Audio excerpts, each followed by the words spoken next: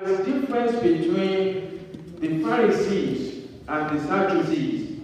So as we pray, we will be able to analyze them and know where each of them stands. And we will be able to know where we are standing today.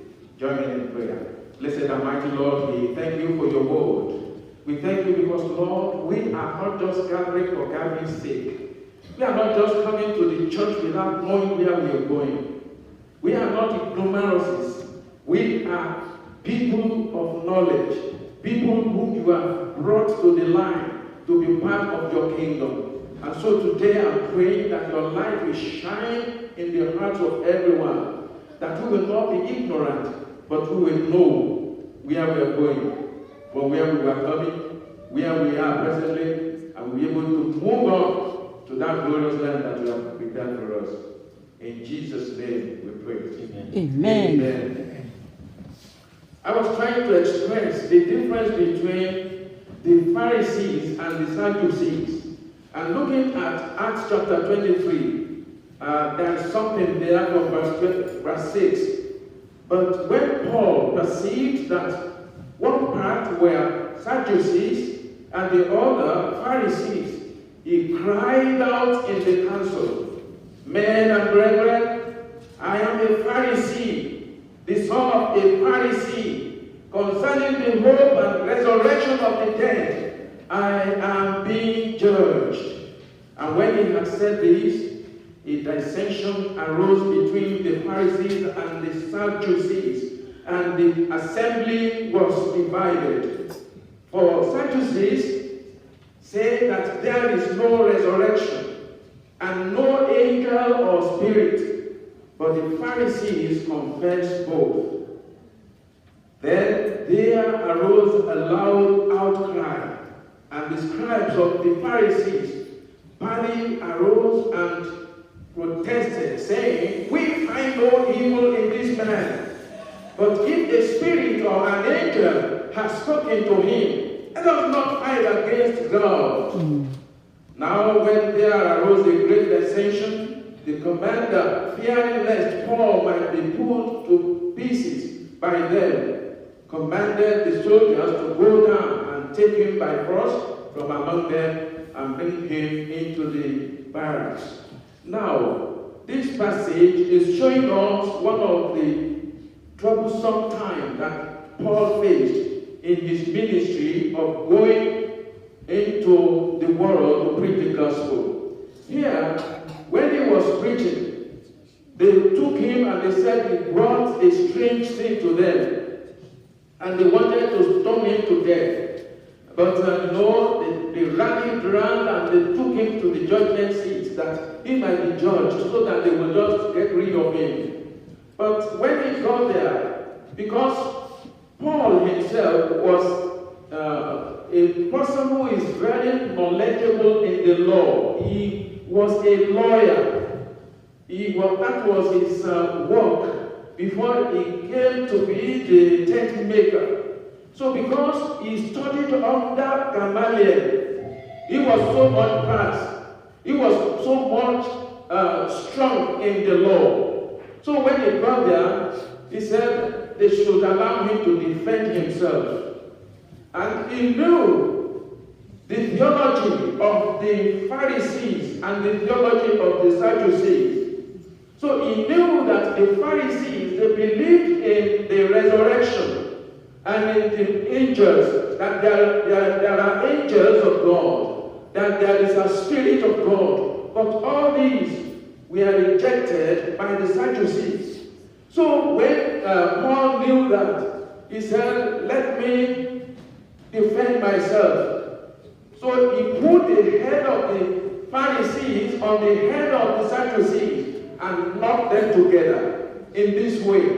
He said, for the purpose of talking about the kingdom of God, about resurrection, I am called to question. And you people, you know that there is resurrection. And the Pharisees were so much happy that he was talking about, resurrection. But the Sadducees, they were against it. And so they were now facing each other. And they said, "Leave the man alone. He's saying the right thing. He's talking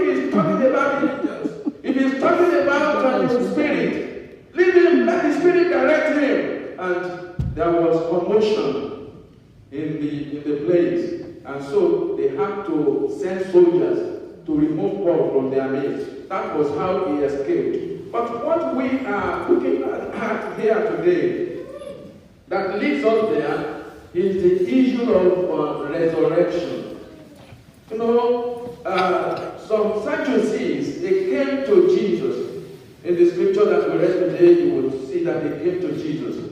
They came to Jesus to ask him about the resurrection, because they wanted to prove to Jesus that there is nothing like resurrection.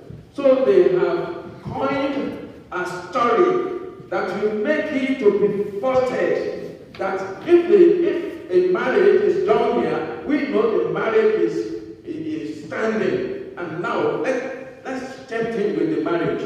And they came to Jesus. In Luke chapter 27, then some of the Sadducees who deny that there is a resurrection came to him and asked him, saying, Teacher, Moses wrote to us that if a man's brother dies, having a wife, and he dies without children, his brother should take his wife and raise up offspring for his brother.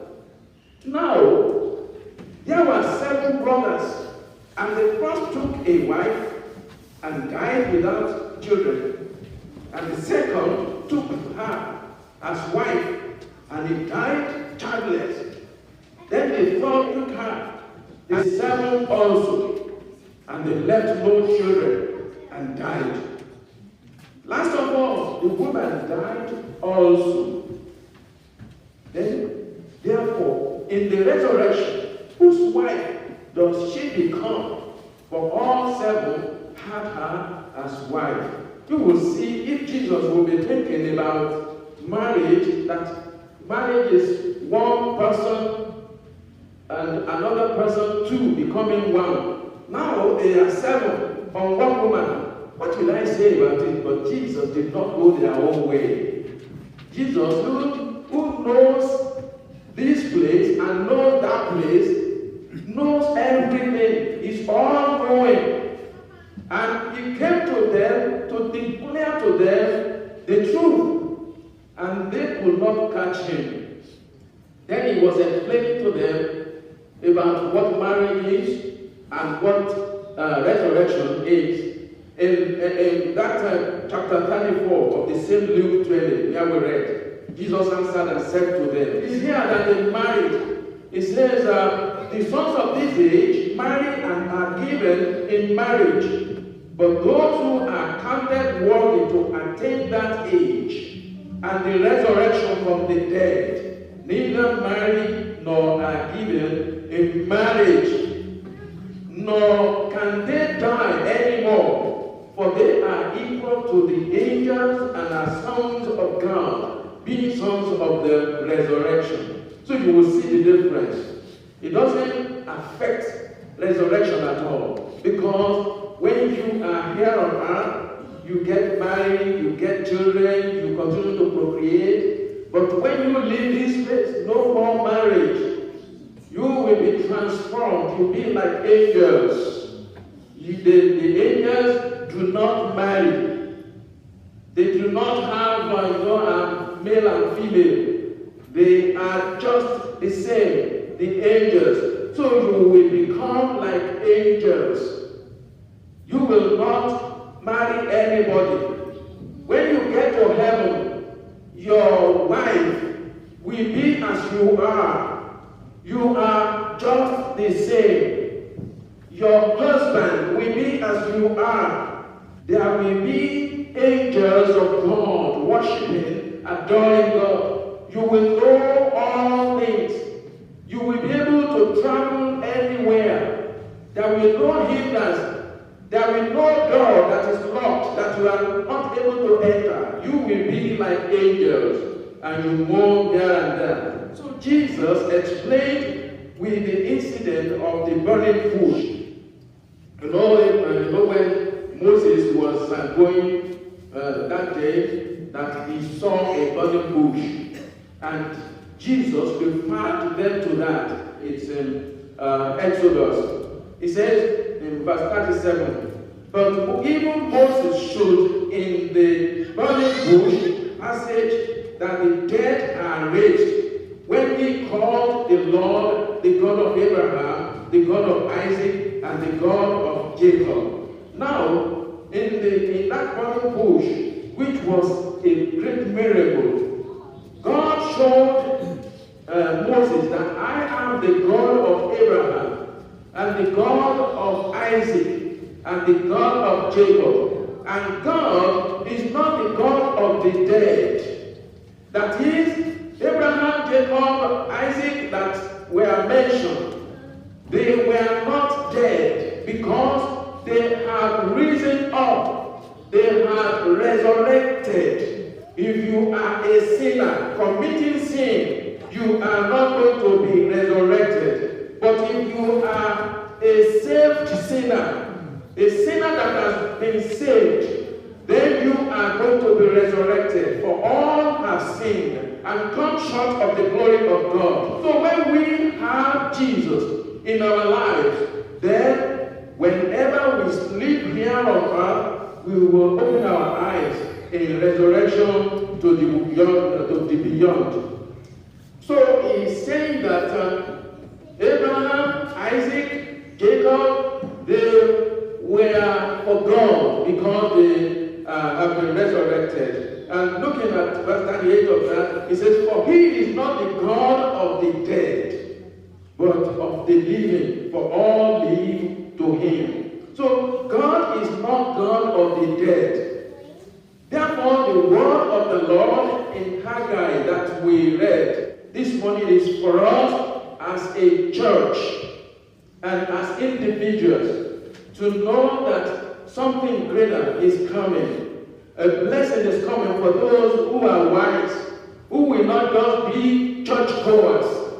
There are many churchgoers who don't have anything to boast of, who don't have any blessing to accrue to them because they don't surrender, they don't really yield themselves to the Lord. Haggai chapter 2, in verse 4, it says, yet now be strong, Zerubbabel, says the Lord, and be strong, Joshua, son of Jehozadak, the high priest, and be strong, all you people of the land, says the Lord, and walk, for I am with you, says the Lord of hosts. This is an encouragement to you. You are the Zerubbabel. You are the Joshua, son of Zadok. You are the one that God is facing this morning, that you should be strong.